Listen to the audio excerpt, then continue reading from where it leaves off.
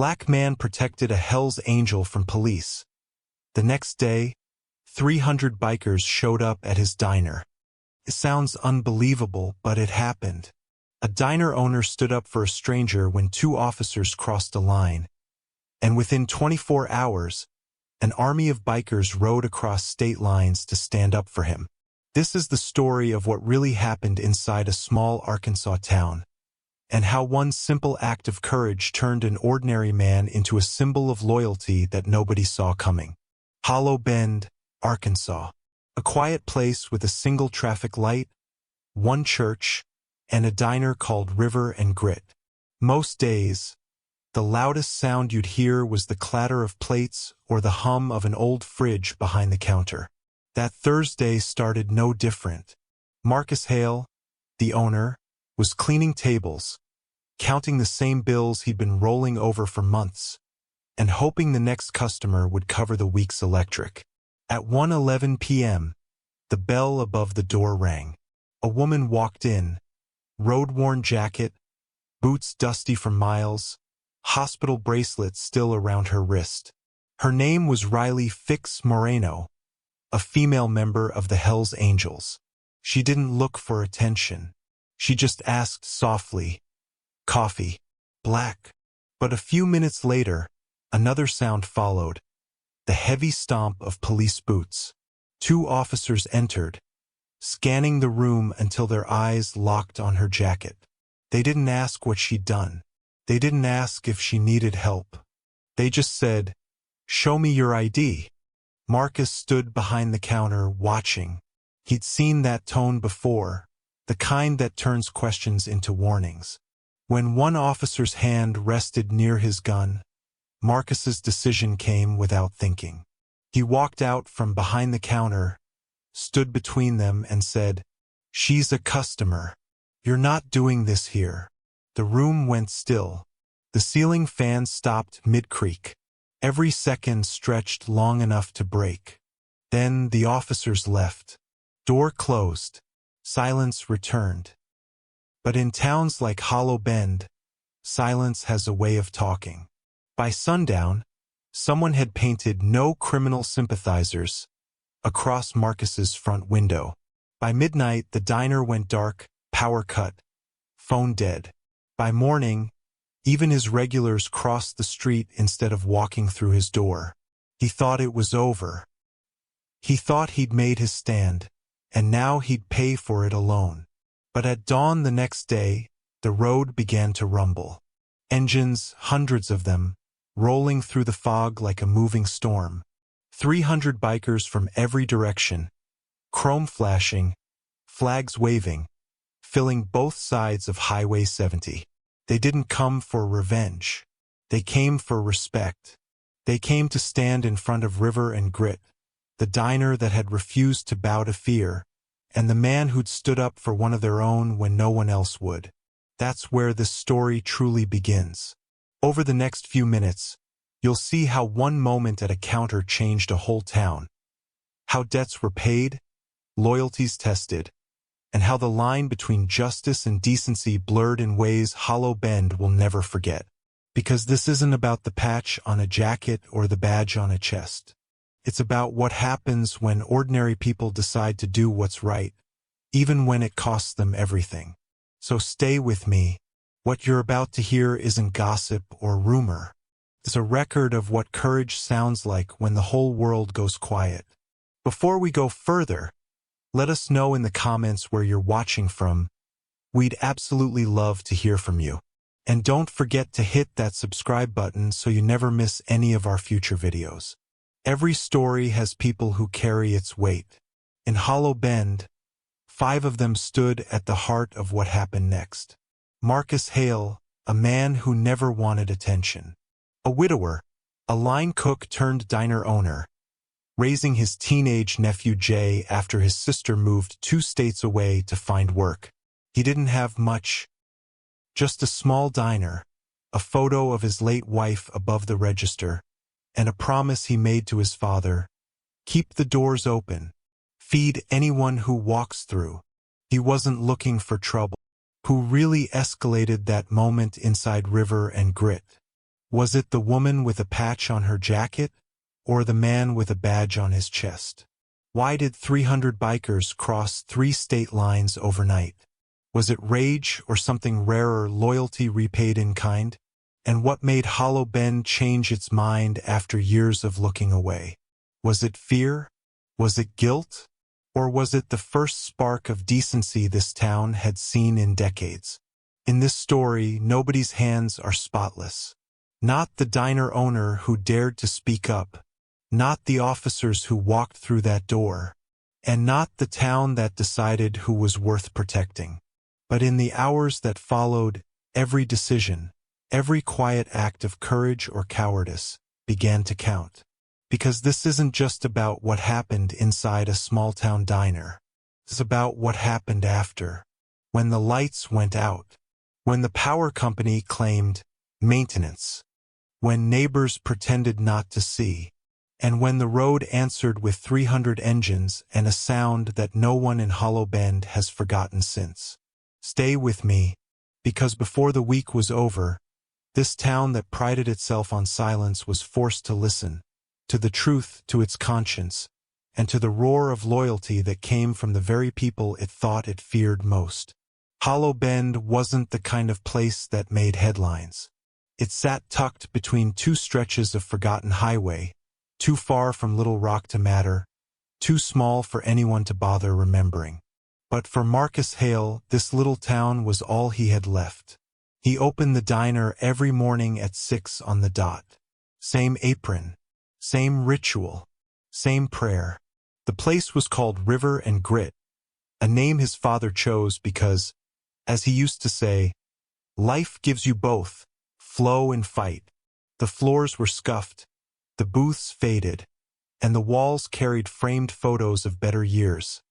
County fairs, church picnics, faces now gone or grown.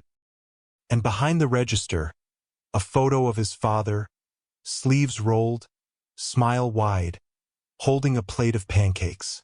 Underneath it, the words written in fading ink. Feed people like you mean it. That was the only rule Marcus ever followed. No politics, no prejudice. Anyone who sits gets served. He'd repeat it quietly every morning before unlocking the door. It was the same thing he told his nephew Jay, 16, full of attitude and curiosity, who sometimes helped after school. Jay wanted to leave Hollow Bend. Marcus didn't blame him. He just wanted to make sure the boy had somewhere steady until he did. But lately, even steady was slipping. Marcus's world was shrinking. Not because of anything he'd done, but because bills had their own way of breathing down a man's neck. The power company had sent another warning. Bright red letters across the top. The supplier was owed 2 months for flour and meat. And tucked in his back pocket, a letter from Jay's school. A reminder that tuition for the vocational program was due before the end of the month. Still, Marcus kept the coffee brewing. Still, he kept the griddle hot. Because River and Grit wasn't just a diner. It was the last piece of his father he still had. That same morning, miles down Highway 70, another engine hummed through the quiet. Riley Moreno wasn't the kind of rider who made noise for attention. She rode to think, to forget, to breathe. Her hands told the story better than her face. Knuckles scarred from years of fixing engines. A small tattoo of a carburetor on her wrist, faded with time. Oil under her nails she couldn't scrub out if she tried. Beneath her leather jacket, a patch stitched by hand. Not big, not loud, but real. And around her wrist a hospital band that read, S. Moreno Chemo S2. Her sister, Sophia, was in Hollow Bend General, halfway through her 2nd round of treatment. Riley had promised she wouldn't leave her side. Not this time. Most days, she sat by Sophia's hospital bed, sketching little carburetors and road signs in a small notebook.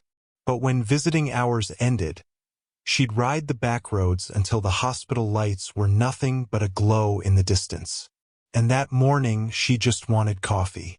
At the nurse's station, Lila Grant noticed her passing through. Lila had seen enough of the world to know when someone wasn't there to stir trouble. She leaned toward a younger nurse and whispered, "She's not here to make noise. She's here to wait." And she was right. Waiting was all Riley could do now. Waiting and trying not to think about what she might lose. Meanwhile, outside the hospital walls, Hollow Bend kept its own quiet order. The kind built over decades of "we don't talk about that here." Deputy Wade Riker liked it that way.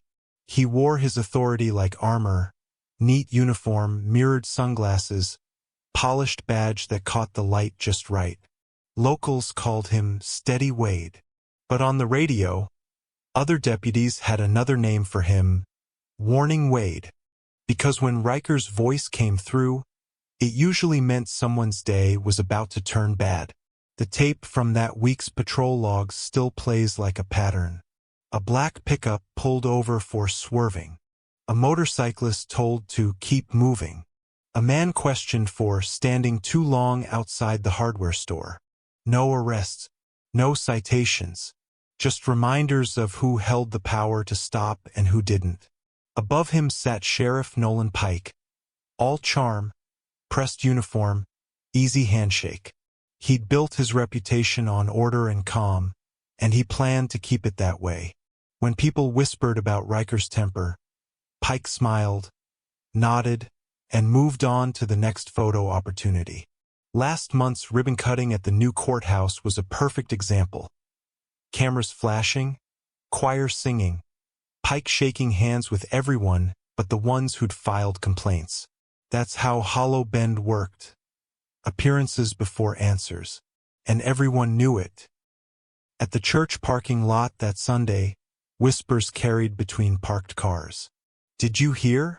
A female biker's in town. Hell's Angel, they say. Lord help us. She's at the hospital." No one mentioned her sister. No one mentioned chemo. Just the jacket, the patch, the rumor. By Wednesday, Riley had stopped trying to blend in. It was Thursday, just after 1 in the afternoon. The air inside River and Grit hung heavy. A mix of coffee, grease, and summer heat. The lunch rush had come and gone. Marcus was wiping the counter, waiting for the quiet to fade the way it always did. But that day the quiet didn't fade. Thickened. At 1:11 p.m., the bell above the door chimed. Riley Moreno stepped inside, helmet under one arm, her leather jacket still dusted from the road. She hesitated for half a second, just long enough for Marcus to notice the way her shoulders tensed, as if she was used to doors that led to judgment before they led to chairs. "Coffee," she said, voice low. "Black." Marcus nodded, turned toward the pot, and caught something in his periphery, the faint tremor in her left hand as she reached for her wallet. Hospital bracelet still there. The one that read S. Moreno Chemo S2. The clock ticked again. 1:11. Marcus poured. The sound of liquid hitting ceramic broke the silence like punctuation. Riley sat near the window, her back to the wall, eyes facing the door. Old habit. Old reflex. People like her didn't sit where they couldn't see an exit. Marcus slid the mug across the counter. "Hot and strong," he said. She gave the faintest nod. "Perfect." For a few seconds it felt almost normal, two people sharing quiet in a diner too small for the world's noise. Then the bell rang again. Two figures stepped in. Deputy Wade Riker first. Posture wide, boots heavy, thumb hooked near his belt. Behind him, Sheriff Nolan Pike, calm and measured, eyes scanning, not searching, evaluating. They didn't come for lunch. Riker's voice broke the air before the door even shut. "ID? Now." Riley's jaw tightened. She turned slowly, met his stare, and asked, "Am I being detained?" Riker took a step forward. "You're wearing colors that don't belong here." Marcus looked up from behind the counter. "Deputy," he said carefully. "She's a customer." You're on my floor. The utensil tray rattled slightly, one spoon hitting another, the sound sharp and steady like a metronome marking the seconds between peace and chaos. The hum of the fridge faded. The tick of the wall clock grew louder. Riker didn't move his hand, but it hovered close, too close. The weight of that gesture filled the room. Pike stayed behind him, arms crossed, silent, watching. Marcus stepped out from behind the counter. He didn't raise his voice. He didn't flinch. He just said, quietly but firmly, "Not here." The words carried. They didn't echo, they stayed. Riley reached slowly into her jacket and pulled out her ID, placing it on the counter. Before Riker could reach, Marcus laid his palm over it. A small act, but it stopped the deputy's hand cold. For a moment, no one moved. The only sound was the soft buzz of the ceiling light above them. Then Pike stepped forward, placing a steady hand on Riker's shoulder. "Let's not make a scene," he said, tone even. Riker smirked, the kind of grin that hides frustration under false composure. He leaned closer to Marcus. "You'll regret this hospitality." And just like that, they turned. Boots scraping against tile, door swinging shut behind them, the bell jangling one last time. Too bright for the mood they left behind. Marcus exhaled. Riley still hadn't moved. She looked up at him, eyes unreadable, then said quietly, "You didn't have to." He shook his head. "Yeah, I did." Outside, a pair of church ladies paused mid-step, watching through the window. One whispered to the other, then both hurried away. The world outside had already started deciding what happened inside. By evening, the message arrived. Not by word, by paint. Across the diner's front window, written in thick, uneven strokes. "No criminal sympathizers." Marcus found it after closing, bucket in hand, staring at the dripping red letters catching the last light of sunset. He didn't curse. He didn't cry. He just picked up a rag and started wiping. At Hollow Bend General, Riley stood by a vending machine, her reflection flickering in the glass. She pressed her forehead against the cool metal, trying to breathe past the anger burning in her chest. Nurse Lila passed by, paused. "You all right?" Riley nodded, lying without a word. Her hands trembled as she fed coins into the slot. A bag of peanuts dropped. She didn't eat them. She just stood there, thinking of that diner, that man, and how one small act of decency had drawn the town's full attention. Back at River and Grit, Marcus was cleaning up. The lights flickered once, then twice. He looked toward the kitchen. The hum of the refrigerator sputtered, then died. Silence. He checked the breaker. Everything looked fine. He stepped outside to the utility pole, stared at the wires leading into the dark. Then, somewhere behind the diner, a soft click. A sound too small for anyone else to notice, but loud enough to end the night. The power cut out completely. The neon open sign faded to black. And the quiet town of Hollow Bend, for the first time in years, had its eyes open, watching. If you're still watching, drop together in the comments and tell us what city you're watching from. Let's see who made it this far. The first attack didn't come with sirens. Came with silence. It was 2:04 a.m. when Marcus heard the first splatter against the diner's front window. Then another. Then 3 more, eggs, maybe tomatoes, it was hard to tell in the dark. Each hit landed with a dull thud, followed by muffled laughter fading into the distance. By the time he stepped outside, the road was empty again. No taillights, no witnesses. Just the sour smell of raw egg dripping down the glass and the glint of yolk catching the streetlight. He didn't curse. He didn't chase. He just went back inside, found the rag he used to clean the grill, and began to scrub the glass with melted ice from the dead freezer.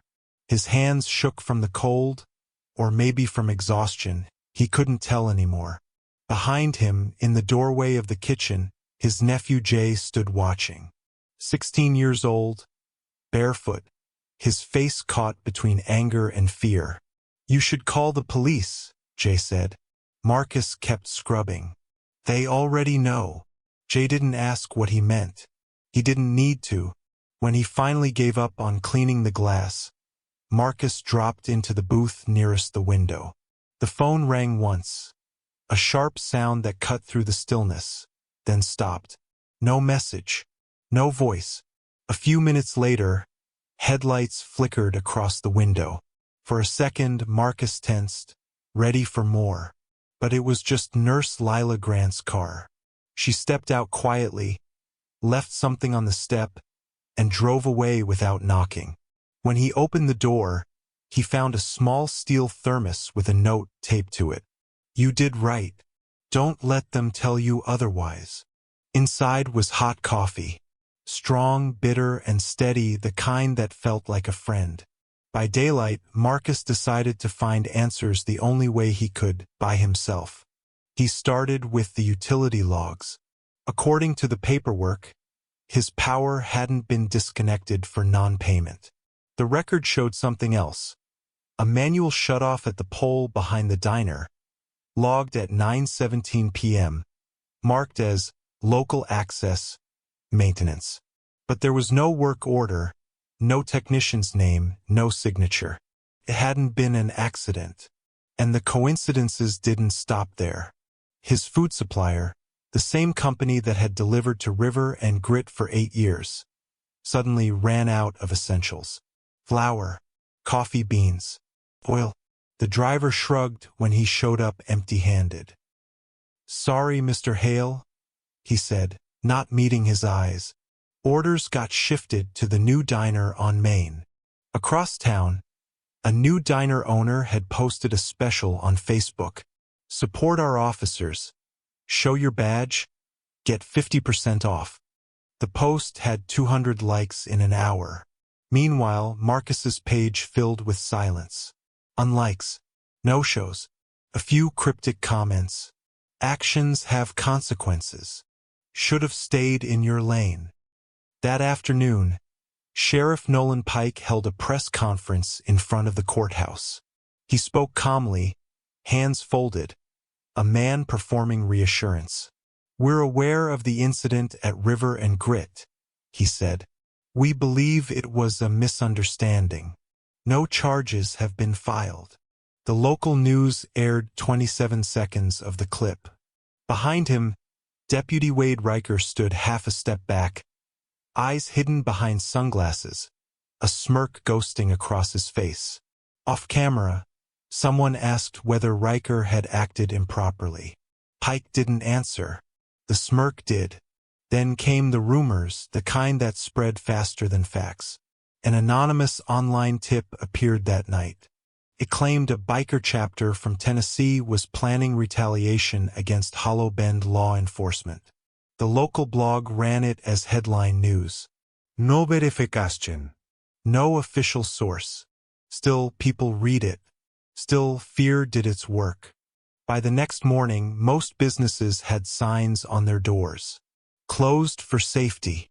Respect our officers. We back the blue." Except one. River and Grit stayed open. At Hollow Bend General, Riley sat at her sister's bedside. Sophia's skin looked pale under the fluorescent light. Her breath shallow, measured, weak. Beside the bed, a nurse adjusted the forebag. Riley leaned forward, brushed Sophia's hair gently from her forehead. "You're gonna be okay," she whispered. She didn't sound sure. Moments later, Nurse Lila stepped in, holding a small clipboard. "They're talking about moving her to a trial program," she said softly. "Treatment out of state. Expensive. But someone already made a payment." Riley blinked. "Someone?" Lila nodded. "Pharmacy logs show the meds were comped. Listed under a private donor." Riley frowned. "Who?" Lila hesitated. "No name. Just initials MH. Markus Hale. The same man who'd faced down 2 officers 24 hours earlier. Riley didn't speak. She just stared at her sister, realization heavy in her chest. She'd met plenty of people in her life who wanted to look tough. But this was what strength really looked like. Quiet, costly, steady. That night, her phone buzzed on the hospital tray beside her. A message. No name. Just 3 words. Need you. Hollow Bend. S. She stared at it for a long time. The S could have been Sophia. Or someone else entirely. Sam Vega. Known among the club as Dom. By sunset, Riley stood in the hospital parking lot, phone pressed to her ear. Her reflection glowed faintly in the chrome of her motorcycle's tank. On the other end of the line, a voice answered. Gravelly, calm. Dom Vega, regional lead of the Southern Angels. Fix, he said. Yeah. You all right? No, she said flatly. He stood up. Now he's alone. A long pause. Just engine noise and night air. Then Dom said, he won't be at daybreak. The call ended. Riley closed her phone, slid it into her jacket pocket, and looked down the empty road leading out of Hollow Bend. A single headlight appeared in the distance. Then another. Then 2 more. Not close yet, but coming. Inside the diner, Marcus sat by the window. He didn't know who was calling or what was coming. He just stared at his reflection in the dark glass, and behind it, the faint smear of red paint he hadn't fully managed to clean away. He whispered to himself the same words his father once told him. Feed people like you mean it. The rest will work itself out. But that night, even he didn't believe it. Morning came quietly at first. The kind of stillness Hollow Bend hadn't heard in weeks. Mist crawled over the highway like breath against glass. The sun hadn't fully risen, but the light was enough to show the first shape on the horizon. A single motorcycle cresting the hill, chrome catching the dawn. Then came another, and another. By 6:12 a.m., the road leading into Hollow Bend sounded like rolling thunder. Not wild, not reckless, purposeful. 300 motorcycles riding in tight formation, engines low and steady, moving like a single heartbeat. They didn't race through the town. They slowed. Engines idled respectfully. One by one, they parked along Main Street, chrome shining in the pale morning light. Locals peeked from behind curtains. Porch doors creaked open. At the Methodist church across the street, the morning bells started to ring, then faltered mid-chime, the sound swallowed by the vibration of engines. No one shouted. No one threatened. They simply arrived. Inside River and Grit, Marcus stood frozen at the counter, coffee cup still in hand. The sound of 300 engines outside his window didn't feel like danger. It felt like something older, a reckoning, maybe, or respect. The bell above the diner door chimed. 2 figures stepped in. Riley Moreno, hair pulled back, jacket zipped high, and beside her, Dom Vega. Broad shoulders, beard silvering at the edges, eyes calm but sharp. Dom took a slow look around the diner before walking up to the counter. Marcus didn't move. He didn't need to. The man stopped just short of the register, reached into his jacket, and pulled out a sealed envelope. He set it down gently. Inside, neatly folded, were receipts. The power bill, paid 6 months ahead. Supplier invoices, cleared in full. And on top, a small slip of paper. Tuition. J. Hale, fall term paid. Then the note, handwritten, ink slightly smudged. You stood up for one of ours. Let us stand the bill. R.V. Marcus's throat tightened. He blinked hard, staring at the note like it might change if he looked too long. He asked, quietly, why? Dom met his eyes, voice deep, steady and simple. Because loyalty's a language, he said. You spoke it first. No music. No applause. Just that. A statement that filled the room heavier than any sermon ever could. Then came the law. Sheriff Nolan Pike pulled up in his patrol car, no sirens, no backup. He stepped out slowly, scanning the rows of parked bikes that lined both sides of Main Street. Engines idled, low and patient, their riders unmoving. Helmets resting on tanks, arms crossed, eyes steady. He adjusted his hat, squared his shoulders, and walked toward the diner door. Inside, every head turned. Pike didn't draw his gun. He didn't reach for his radio. He just looked around the room at Marcus, at Riley, at Dom. Then, without a word, he removed his badge and placed it on the counter. Not as surrender, as statement, as witness. The room went completely still. You could hear the clock ticking again. On-screen text fades in. Some rules keep order. Some keep people quiet. Which is this? Pike looked at Marcus, then down at the note on the counter. I didn't come to arrest anyone, he said. I came to listen. Riley stepped forward then, her voice low but firm. She reached into her jacket and pulled out a small leather plaque, embossed and worn smooth at the edges. She set it on the counter beside the badge. Gold-stamped letters read, River and Grit Respected House. Dom nodded toward Marcus. No one touches this place, he said. Not cops, not us, not anyone. That's the agreement. He glanced at Jay, who stood near the kitchen doorway, eyes wide with disbelief. Kid, Dom said. Hang it where it belongs. Jay took the plaque with both hands. He walked slowly toward the wall behind the counter, the same wall where his granddad's photo hung. He placed the plaque right beside it. For a moment no one breathed. Marcus tried to speak, but his voice caught. He just nodded, eyes wet, jaw set tight. Riley placed a hand on his arm. No words, just the quiet understanding of two people who knew what it cost to do the right thing. Outside, the sun had risen fully now, light spilling through the window and catching the leather plaque, making the gold letters glow. For the first time in weeks, River and Grit felt alive again. Across the street, in the shadow of a parked pickup, Deputy Wade Riker stood watching. Arms crossed, jaw tight.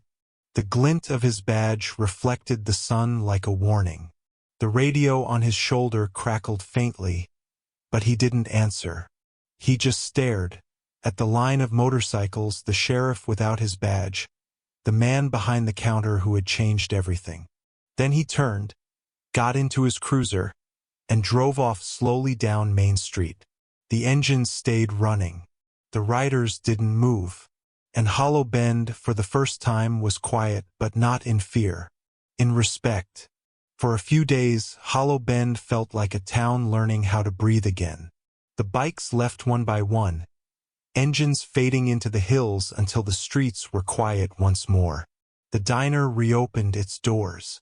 Regulars started to return, one by one.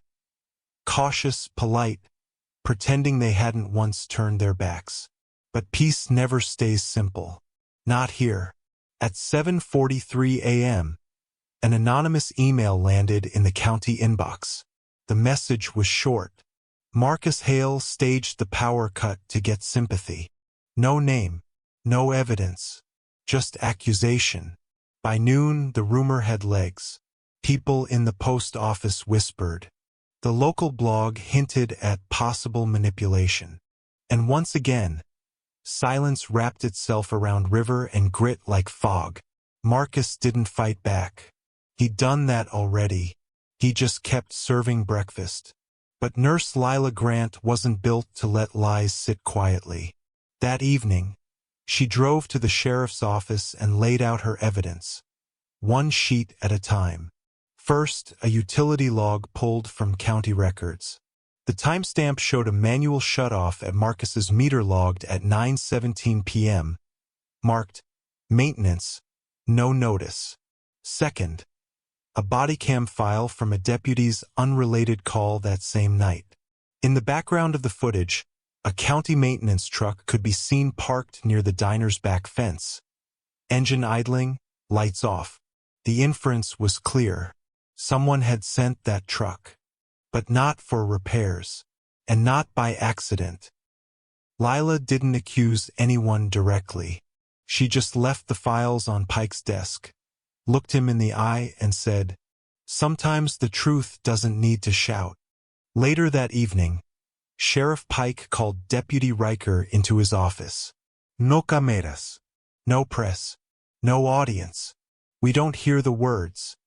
Just the rhythm of their tones through the glass of the diner window across the street." Marcus was closing up, wiping the same counter he'd wiped 1,000 times before. Through the window, faint outlines. Hands gesturing, voices rising, then lowering again. A final pause. The door opened. Riker stepped out. He walked across the street slowly, boots heavy on the asphalt. Stopped in front of the diner window. Looked through the glass at the wall. The one where the respected house plaque hung beside the old photograph. For a moment his face softened. Then he nodded once, almost imperceptibly, turned, and walked away without a word. The radio on his shoulder crackled to life, but he didn't answer. On-screen text fades in. "Do the right thing, then stand there." A week later, a small miracle arrived not in sound, but in sight. The bell above the diner door rang again. Marcus turned. It was Riley pushing a wheelchair, and sitting in it, pale, tired, but smiling, was Sophia. Her head was wrapped in a scarf, eyes bright but weak. When she saw Marcus, she lifted a small envelope from her lap and handed it to him. Inside was a childlike drawing, crayons, uneven lines, shaky handwriting. It showed a diner with a heart drawn above it and 2 stick figures shaking hands. Underneath, 3 simple words: "Be kind. Be brave." Marcus smiled, the kind of smile that starts slow and finishes in the eyes. He whispered, "That's the best thing I've been paid with." Riley laughed, the first real laugh anyone had heard from her. "Don't get used to it," she teased. For the first time since his father's passing, Marcus sat down at one of his own tables. No abren. No taul. Just a plate of eggs, still warm, made by his own hand. He finally allowed himself to eat. By the next Sunday, something strange was happening in Hollow Bend. The same church ladies who once crossed the street now sat outside the diner teaching a group of bikers how to knit. Needles clicked softly in the morning light as laughter replaced suspicion. Down the block, a group of kids took photos sitting on parked bikes, riders steadying them gently, making sure every helmet strap was fastened. No danger, just smiles. And in the old Veterans Hall, Sheriff Pike stood at a microphone, looking out over a mixed crowd. Locals, riders, nurses, teachers, even a few deputies. His voice cracked once as he said, "This town's got enough talkers. Maybe it's time we started listening before we decide who we are." He paused, glanced toward Marcus at the back of the room, and added, "If we're gonna fix anything in Hollow Bend, we start with respect." A beat of silence, then soft applause. No cheating, just agreement. That evening, the lights inside River and Grit glowed warm again. The new, respected house plaque caught the sunset in its gold lettering, shining softly beside the photograph of Marcus's father. The words below the photo seemed to speak again. "Feed people like you mean it." Marcus stood by the window, watching as Riley helped Sophia into a car, engines rumbling faintly in the distance. He whispered, more to himself than anyone, "People over patches. Decency over noise." Outside, the neon sign flickered back to life. "Open." And for the first time in a long while, Hollow Bend felt like a town that remembered how to be decent. When the story of Hollow Bend spread beyond that little town, people argued about what it meant. Some said it was about courage. Others said it was about loyalty. But maybe it was about something smaller and harder. The moment a person decides that doing the right thing is worth standing alone for. Marcus Hale didn't set out to make a point. He just poured coffee, kept his doors open, and chose decency when the room went quiet. And somehow that was enough to remind an entire town that silence doesn't keep peace. People do. So here's the question I want to leave you with tonight. Was justice served or finally acknowledged?